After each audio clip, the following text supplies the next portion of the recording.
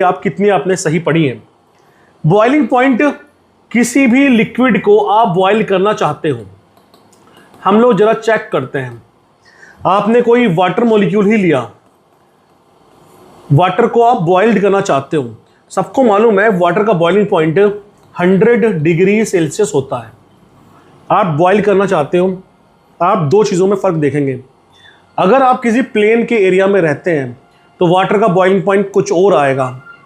अगर आप किसी हिल स्टेशन पे रहते हैं तो आप देखोगे वाटर का बॉइलिंग पॉइंट कुछ और आएगा, डिफरेंस आएगा। ऐसा क्यों है? क्योंकि बॉइलिंग पॉइंट की जो डेफिनेशन है वो ये नहीं है कि कोई लिक्विड जिस टेम्परेचर पे बॉयल होना स्टार्ट होता, नहीं, ऐसा नहीं है।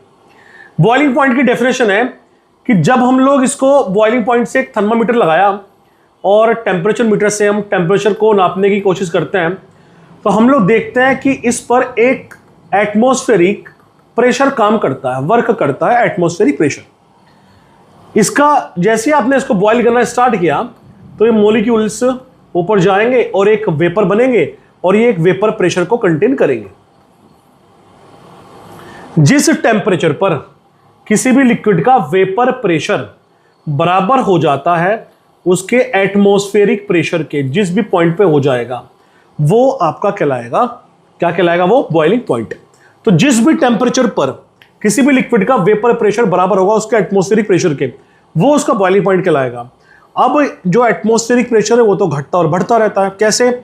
हमने पढ़ा था है, जब हमने हेनरी लॉ पढ़ा था तब हमने देखा था कि अगर ये ग्राउंड है और ग्राउंड से ऊपर की तरफ चलते हैं तो बच्चे प्रेशर जो है वो डिक्रीज होता है। लेकिन जब हम लोग ग्राउंड से नीचे की तरफ यानी कि ओशियन वगैरह में चलते हैं, जब हम पानी के नीचे की तरफ जाते हैं ओशियन में, तो प्रेशर जो है वो इंक्रीज होता है। और ग्राउंड पर ये माना जाता है कि इसका जो प्रेशर है वो लगभग 1 atm के बराबर होता है या 1.013 बार, लगभग वही सेम रहता है। तो एटमॉस्फेरिक प्रेशर चेंज हो रहा है जिसकी वजह से बॉइलिंग पॉइंट में डिफरेंस आता है और इसी चीज़ को हम बोलते हैं elevation in boiling point. I hope आपको ये क्लियर हुआ होगा, आपको ये बढ़िया समझ में आया होगा।